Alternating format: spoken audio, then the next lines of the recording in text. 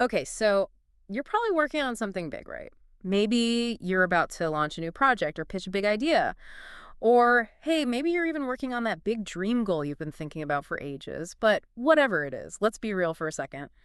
Anytime you put yourself out there, criticism kind of comes with the territory, right? Yeah, that's definitely part of the deal. But here's the thing. What if instead of dreading all that feedback, we could actually use it to make things even better? That's what we're going to try to figure out today. Yeah, exactly. So we're diving deep into this book, Criticism, Why It Hurts and What to Do About It. It's funny, we tend to think of criticism as like this purely negative thing. It can feel like a punch in the gut sometimes. Yeah, but it really can be this super powerful tool for growth. For sure. So the key is understanding why it hits us so hard in the first place. Well, the book goes right into the evolutionary reason for that. And it goes way back, think caveman days. Oh, wow. Okay. Being rejected by your tribe back then could literally mean getting kicked out into the wilderness alone. Yikes. Surrounded by saber-toothed tigers. Not ideal. No, not a good situation. No. And even though we're not dodging prehistoric predators anymore, that primal fear of rejection, it's still wired into us. Yeah. Makes sense. So when someone criticizes something that we've poured our heart and soul into, It can feel like an attack. it can feel really personal, yeah. And, in a way, it is personal Yeah, because we're so invested. totally. But the book makes this interesting point. Maybe a little criticism is actually a good thing. Oh, When everything's going great and you're succeeding, it's easy to get a little maybe too confident. overconfident. Yeah. So criticism can be a good way to bring you back down to earth. A reality check. Yeah.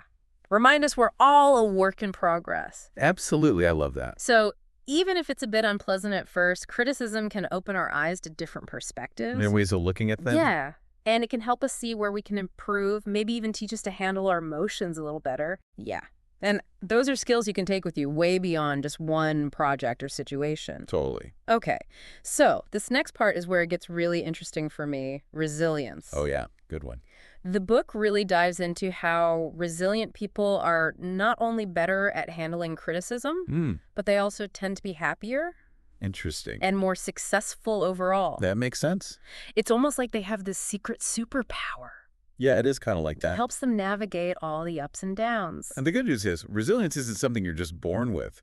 It's more like you can build it up. So it's like a muscle you can train. Exactly, with the right strategies. Hitting the mental gym. Okay, so let's hear some of those resilience building strategies. The book lays out a whole bunch, but I'll give you a few of the standout ones. Awesome. First, surround yourself with supportive people. Your crew. Yeah. Ditch those energy vampires who just bring you down, Yeah, I think we all know a few of those. Second, reframe change as opportunity. Now, I know that's easier said than done, Oh, yeah.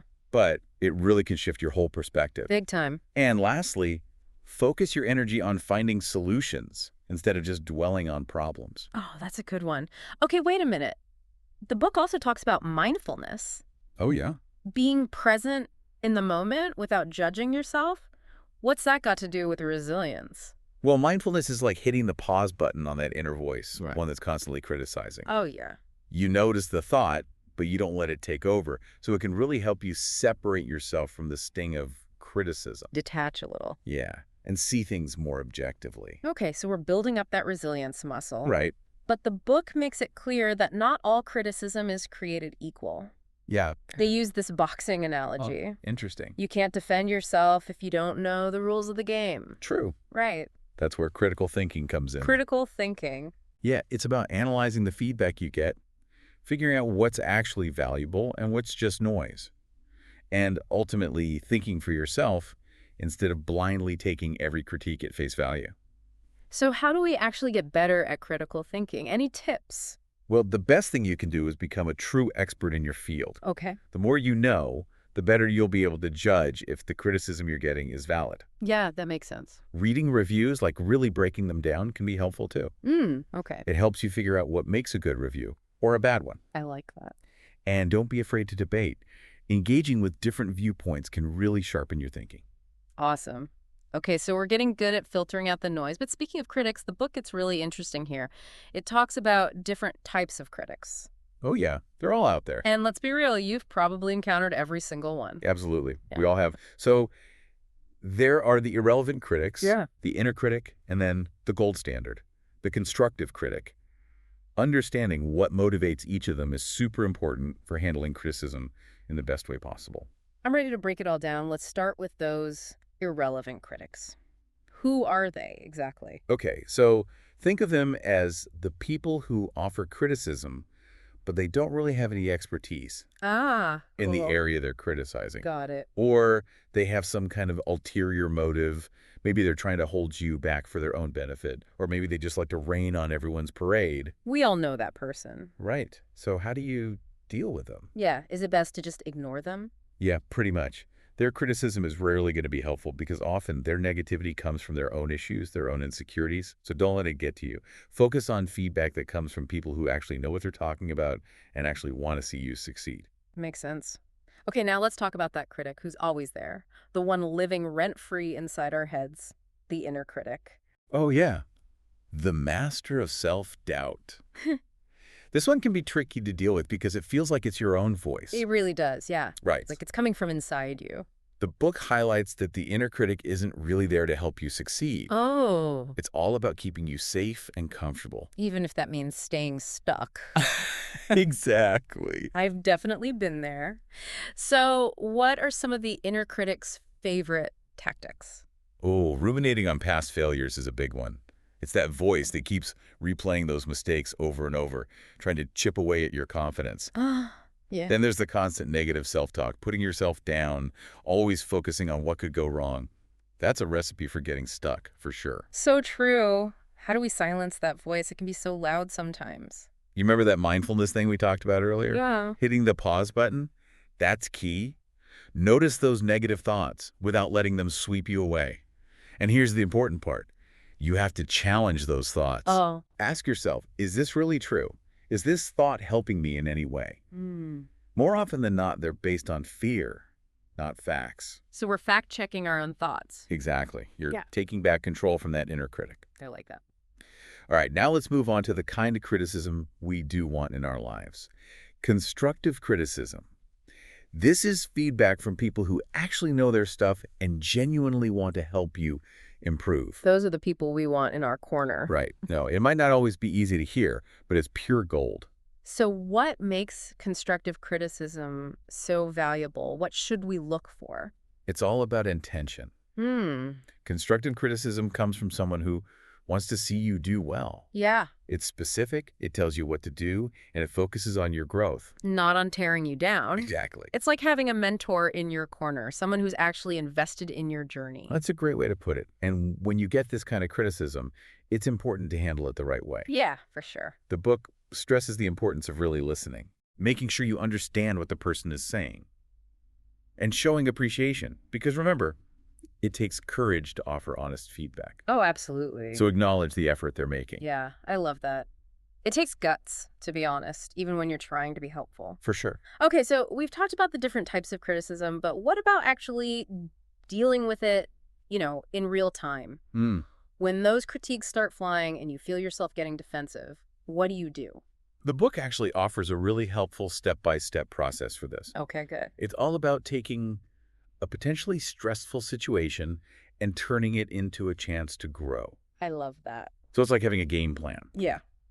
Lay it on me. I'm ready for this game plan. Okay, so step one is figuring out what type of criticism you're dealing with in the first place.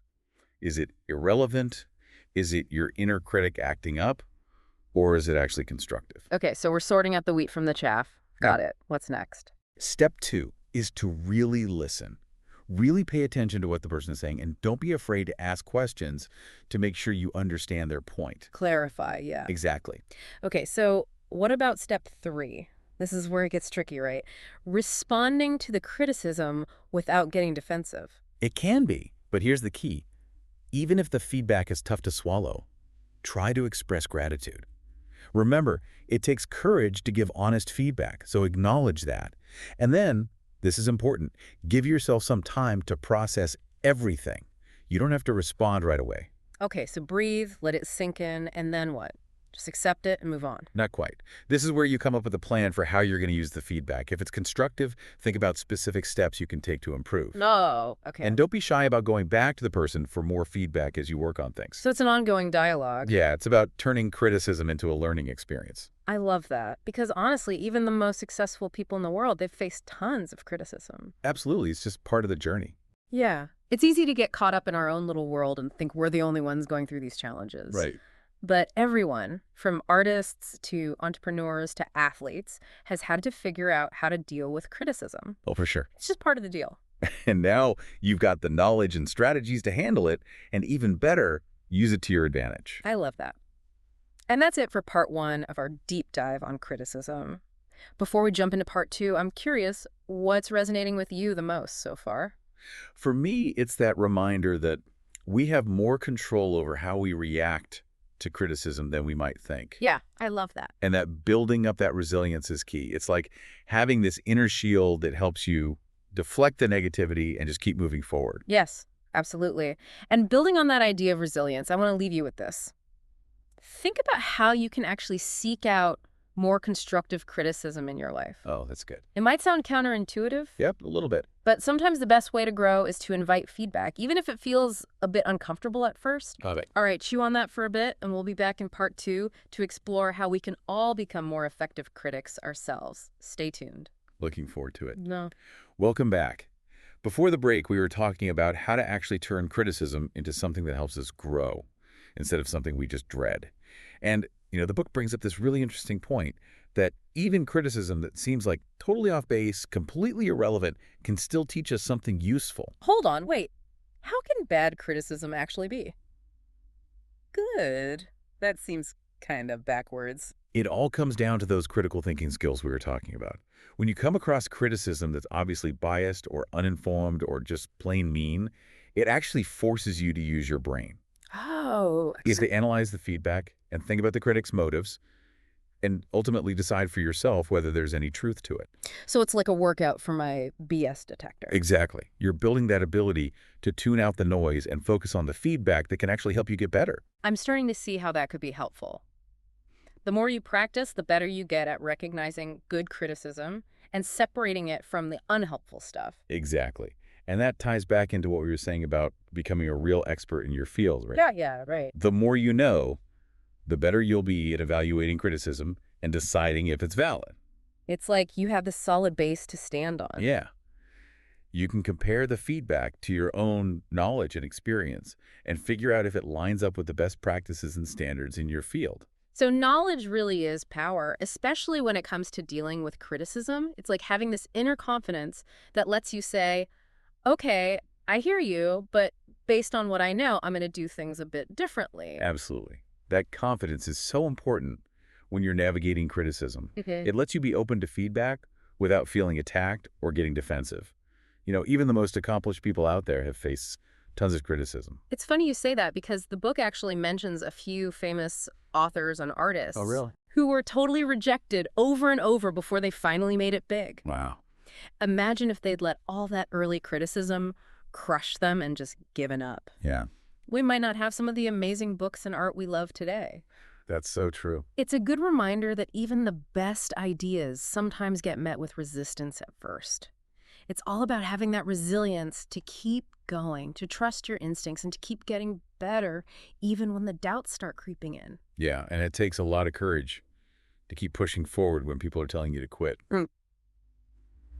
But speaking of courage, let's talk more about the inner critic, the one that can often do the most damage because it's always there, planting those seeds of doubt. Yeah, for sure. It's like that voice is always in the back of your mind. Right.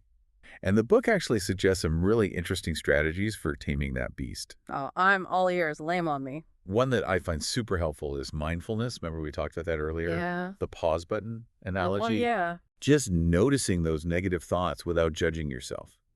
You can start to separate yourself from their power. It's like you're observing them, but you're not letting them control you. Exactly. The book also talks about actively challenging those negative thoughts, putting them on trial, like demanding evidence. Oh, okay. You basically become a detective in your own mind. Ask yourself, is this thought really true? What proof do I have? Is it even helpful to be thinking about this? So it's about questioning those thoughts instead of just accepting them as fact. Yeah. And often when you shine a light on them, they lose their power. We're learning to spot the difference between the thoughts that actually help us and the ones that just hold us back. You got it. It's about creating a more positive and encouraging voice inside your head.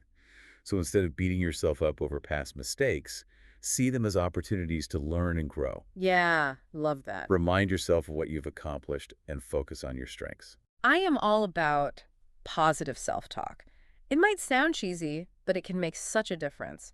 When you choose to focus on your strengths and your past successes, it really can change your whole mindset. It's about creating a more supportive environment inside your head. Yeah. Instead of being your own worst enemy, be your own best friend. Right. And I think that connects to the idea of setting goals too. Oh, yeah, good point. When you have clear goals and a sense of purpose, it keeps you motivated and helps you stay focused on the positive. It's like you have this compass guiding you forward, even when those self-doubts pop up. Exactly. Goals give you direction and something to work towards. They help you stay on track. But one thing that really stood out to me in the book was this idea that constructive criticism, the kind that's meant to help you get better, is actually more valuable than praise. Wait, really? That seems kind of counterintuitive. Isn't praise a good thing? Of course, praise can be motivating in the moment, but think about it. While praise might feel good, it doesn't necessarily push you to grow. Constructive criticism, on the other hand, gives you specific feedback that you can use to actually improve your skills and knowledge. It's like the difference between a sugar rush and a healthy meal. Praise gives you a temporary boost, but constructive criticism nourishes you for the long haul. That's a perfect way to put it. Yeah. And the book says you shouldn't just wait around for constructive criticism to fall into your lap. You can actually seek it out. Okay. Ask for feedback from people you trust, like mentors, colleagues, or even friends who are experts in areas where you're trying to grow. I love that. Being proactive about your growth. Yeah.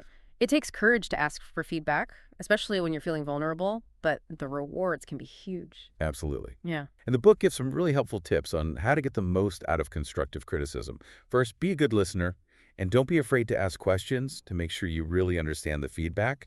Second, show your appreciation for the effort the person is making to help you. And finally, take some time to process the feedback and come up with a plan to use it. It sounds like you're turning criticism into this team effort where you're working with the critic to get better and achieve your goals. Precisely. And that brings us to the book's final point. Having a clear process for dealing with criticism can make all the difference. It's like having a set of tools ready to go so you're not caught off guard when the critiques start coming your way. It's like having a plan of attack. Exactly. So step one is figuring out what type of criticism you're dealing with. Is it irrelevant? Is it coming from your inner critic? Or is it actually constructive? That's going to determine how you handle it. Okay, so filter out the noise and focus on the good stuff. What's next? Next, really listen to the feedback and ask any questions you need to make sure you're both on the same page. Got it. Then comes the hard part, actually responding to the criticism without getting defensive or feeling like you have to explain yourself. What's the best way to do that? Remember, even if the feedback is tough to hear, try to thank the person for sharing their thoughts. They've taken the time and put in the effort, so acknowledge that. And then give yourself some time to think it over. You don't have to react right away. So take a breath, let it sink in. What then? Just accept it and move on. Not quite. This is where you come up with a plan for how you're going to use the feedback. If it's constructive, think about what concrete steps you can take to improve. And don't be afraid to go back to the person for more feedback as you work on things. It's about making criticism an ongoing conversation, a way to keep learning and growing. It's like taking back control and saying, criticism, you don't get to dictate my life. I'm going to use you to get even better. Exactly. And as we wrap up this part of our deep dive, I want to leave you with a question. What's one area of your life where you could benefit from seeking out more constructive criticism? It might be a little uncomfortable at first, but remember, real growth often happens outside of our comfort zone. That's a great question to think about. And while you're mulling that over, we'll be back in part 3 to explore how we can all become better critics ourselves, not just of other people, but of our own work and ideas too. Stay tuned.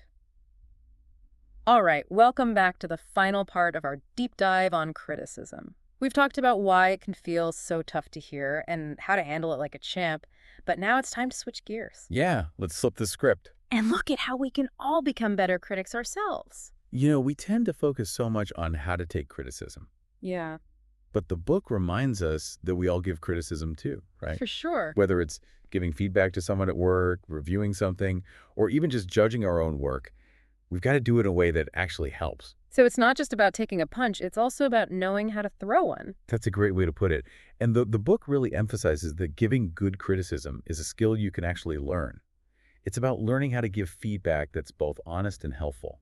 Feedback that helps people grow instead of tearing them down. Okay, I'm all in. Let's learn how to be constructive critics. What are the key things to keep in mind? Well, the most important thing is to remember that your goal is to help someone improve, not to make them feel bad. Right. So you approach it with empathy and a genuine desire to help them grow. So more like a coach than a judge. Exactly. A good coach guides and supports, right? Yeah. They help the person see where they can improve, but they also point out their strengths. They're not there to condemn. They're there to help the player step up their game. I love that analogy. The book also mentions focusing on specific behaviors instead of making general statements about the person's character. Can you talk a bit more about that? Sure. So let's say someone's always late. Instead of saying you're always late, which feels like an attack on them as a person, Yeah. you could try saying something like, hey, I noticed you've been late to the last couple of meetings. Is there anything going on that's making it hard to be on time? So you're being specific and giving them a chance to explain Right. It's about giving them concrete information they can actually work with. instead of just making them feel bad? Exactly. Yeah. You're describing the behavior without judging them as a person. Oh, that makes so much sense. Okay, so what about how you deliver the feedback? The book also talked about timing and how you say things, right? Oh, yeah, totally. It's not just what you say, it's how you say it. Choosing the right time and place is super important. Think about it. Would you want to get criticized in front of a bunch of people? No, not really my idea of a good time. Right. Exactly. So be mindful of the setting. And when you give the feedback, be calm, be respectful, and don't use language that sounds like you're accusing them of anything. Yeah, you're not trying to start a fight, you're trying to help. Exactly. And one more important thing the book highlighted. Try to balance the criticism with some positive reinforcement too.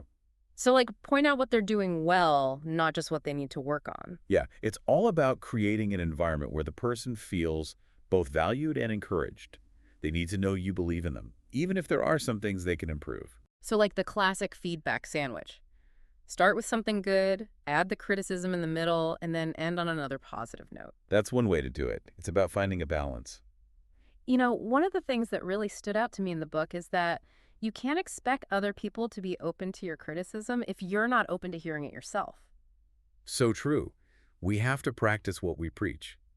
Being open to feedback, even if it's not always what we want to hear, shows that we're humble and that we're willing to learn and grow. Yeah. Nobody likes a know-it-all who dishes out criticism but can't take it themselves. So be open to feedback, give feedback respectfully. It's a two-way street. Yeah, exactly.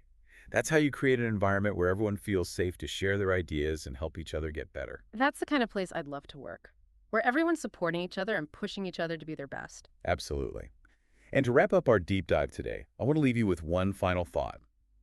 Think about how you can apply these principles of constructive criticism, not just to the feedback you give others, but to how you evaluate yourself, too. Ooh, that's a good one. We are often our own worst critics, right? It's so true. So learning to give ourselves that same kind of thoughtful, constructive feedback that we would give a friend, that can be really powerful. It's all about learning and growing, right? Exactly. All right, so let's all try to become more skillful critics, both of others and ourselves.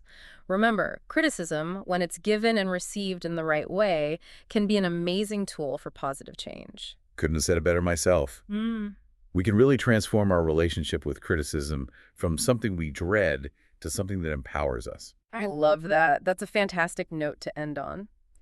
Thanks for joining us on this deep dive into the world of criticism. We hope you learned some valuable stuff that you can use to navigate this unavoidable part of life.